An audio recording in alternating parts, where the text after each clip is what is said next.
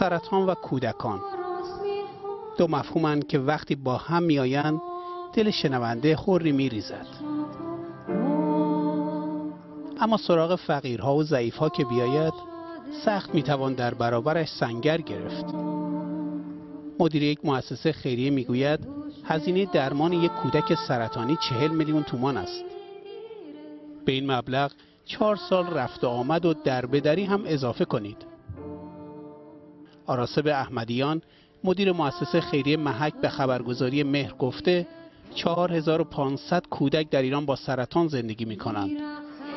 محک مؤسسه خیریه شناخته شده در ایران است.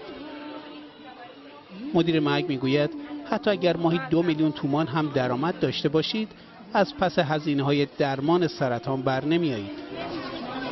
شرکت‌های بیمه زیر بار هزینه داروهای سرطان نمی روند. این داروها کمیابند و گران و این روزها گران شدن دلار در ایران برای بیماران سرطانی قوز بالا قوز است. در ایران تعداد پزشکان متخصص سرطان زیاد شده اما هنوز مشکلاتی هست. کمبود پرستار متخصص، تخت، اتاق عمل، اینها انتظار درمان را طولانی می کند. این حرف محمد سعید رحیمی نژاد دبیر انجمن خون و سرطان کودکان ایران است. میگوید بعضی از شهرستانی ها که برای شیمی درمانی به تهران می آیند شب را در پارک ها صبح می کنند.